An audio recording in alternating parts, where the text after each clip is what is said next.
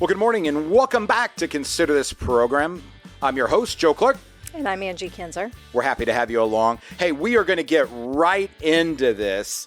I met a very, very interesting gentleman, Jeff Lanza, an FBI special agent. So I'm going to go ahead and let Jeff make a couple opening remarks, and then Don and he are going to take over a conversation about preventing identity theft. Jeff. Welcome to the show. Thanks. Thank you, Joe. I spent 20 years with the FBI as an agent in the Kansas City division, and most of my career I was involved in white-collar crime. Wait, that doesn't sound right. I actually investigated white-collar crime. I wasn't involved in it myself. But the two major components of the FBI's white-collar crime program are cybercrime and identity theft, and that's what I go around before COVID, go around and talk to groups about all over the country. During COVID, we're doing these events as virtual events, and that's where you saw me just a couple of weeks ago. So what I like to talk about first is a little bit about identity theft prevention, and then talk about how we keep ourselves safe from cybercrime. But there's a couple of things we can do to keep ourselves safe from identity theft, and we can get into that during the program, but I'll sum it up with one key point on identity theft, and that is everyone should consider, and not just consider, freeze your credit reports, because that prevents people from opening up credit card accounts using your identity. With our social security numbers out there from the Equifax breach and other breaches that have happened, the criminals are getting those and they're using it to open credit card accounts and other accounts in our name. And that's a big mess to clean up. If you freeze your credit reports, they can't do that. So that's the important thing, the one important thing to do. And also, it's easy to lift the freezes. So if you need to get credit checked yourself, you're applying for a car loan, a new credit card, you can lift the freeze temporarily and then freeze it again. So to prevent identity theft, the most common form of identity theft, I'd say freeze your credit reports. You don't want to go through the hassle of that. That's the number one thing you should do regarding that topic. Perfect. Now, I want to say this on Don's behalf before we start. We have to protect a little over $500 million of assets and 1,100 families. So a lot of what Don's going to ask back and forth to Jeff today, we have to go a few steps higher than what you would normally think would be reasonable. So Don doesn't want you to think we're basic at this. What we do in the office is very, very sophisticated. But this needs to be understood for you individually is very, very important. So with Don, my partner, good friend, and chief compliance officer, I'll turn it over to you. Okay, thanks, Joe.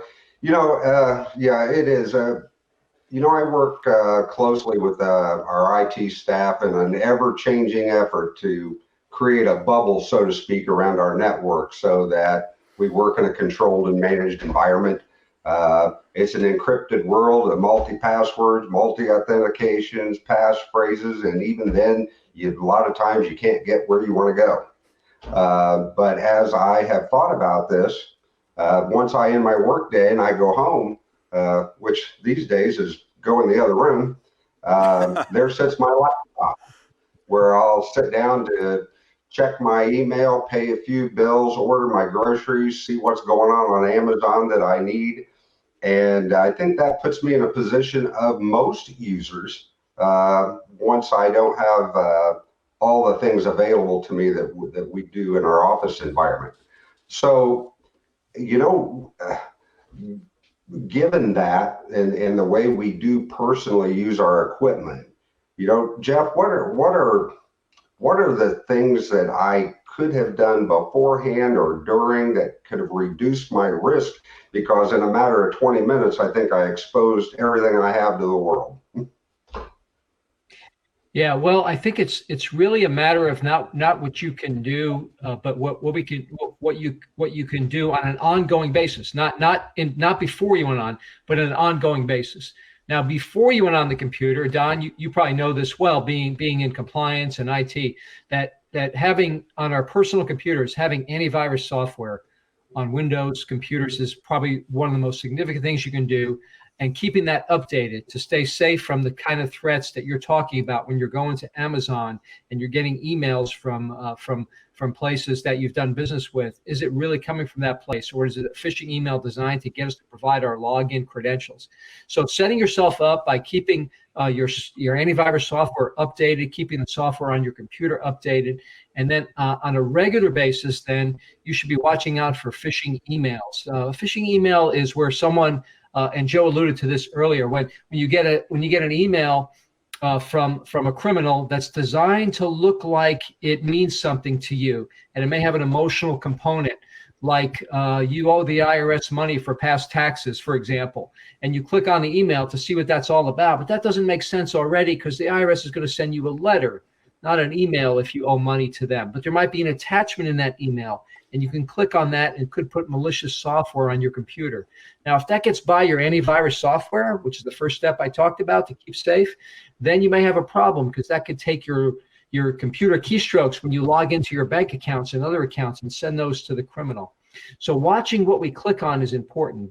Using common sense when we see things that come up and there's a problem with your PayPal account, there's a problem with your bank account, your credit card has been breached, click here. Got to watch out for those tricks, which may put malicious software on our computer or give the criminals our login credentials to those accounts if it takes us to a login page. So not only is it setting it up to be safe, but then continuing it on a regular basis to watch out for the tricks that the criminals use.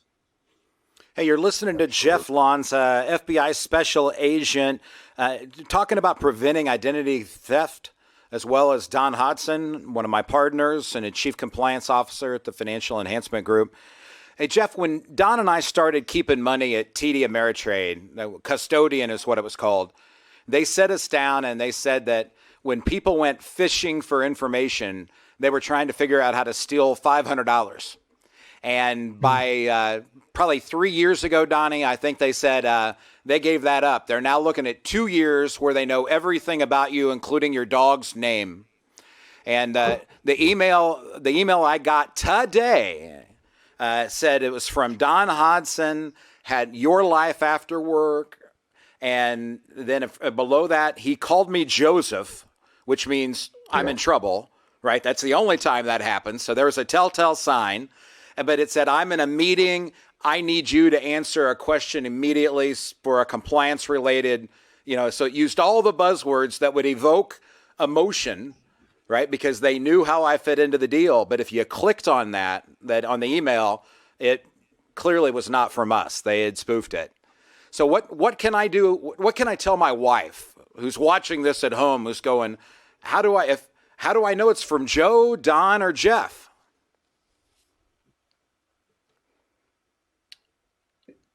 That's you, Jeff. Well, if you're asking me, yeah. So you're putting the personal information out there on your website in various places. You can't really. You can restrict some of the stuff you put out there on social media. I tell people that all the time. Keep your Facebook private. Only let people you know. Have access to that. Same thing with other social media sites as well. Keep that information as private as you can. But when it comes to your business, Joe, and you have a website and you're trying to promote yourself. I mean, you have a business model where people can easily find out about you and find out about Don and your relationship, and then spoof Don's email account. Not even hijack it from Don, but make it look like it's coming from Don by just manipulating the letters a little bit, maybe switching the letters around. And you may not notice that because you're getting a lot of emails every day. And then that emotion takes place and you don't notice that somebody set up a domain name to look like Don's email address, only there's 2 letters reversed, or there's an extra letter in there, you don't see it. And you get something like that. So really the backup we all have is this. If we're going to take action involving providing information to someone or money based on an email request, we don't do it unless we talk to that person first.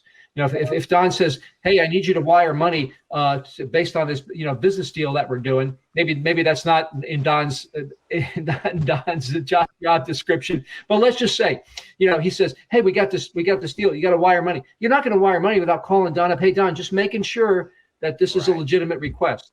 Joe, we need all the W-2s from our employees because I need to look at all those, and they have Social Security numbers on those. You're not going to send those without talking to Don. Hey, Don, you sure you need those W-2s? Yeah, but that applies in our personal lives too, not just in a business setting. Fair enough. Hey, and Angie says we have a question for you guys. This one actually may be more for Don. It says, what is the form CRS that I've been receiving from my financial institutions?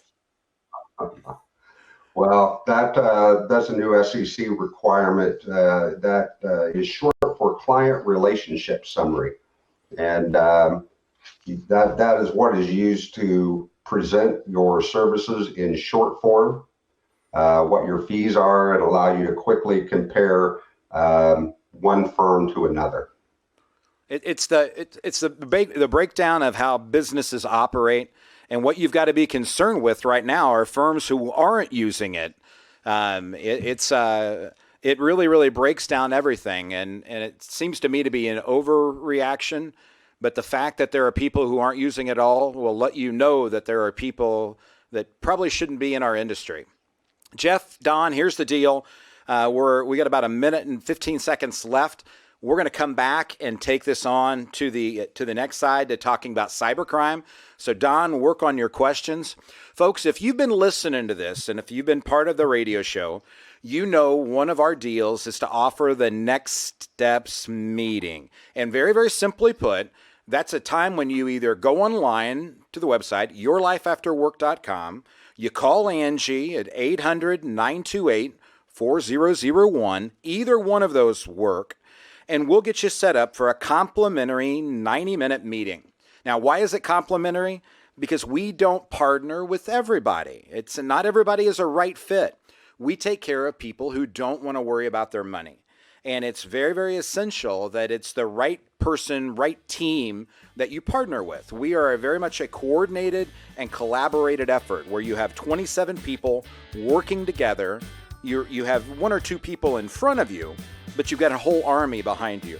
So give Angi a call at 800-928-4001 or go to yourlifeafterwork.com. We'll sit down, tell you things you need to consider today, things to consider in the future, and if we partner together, what FEG will do for you.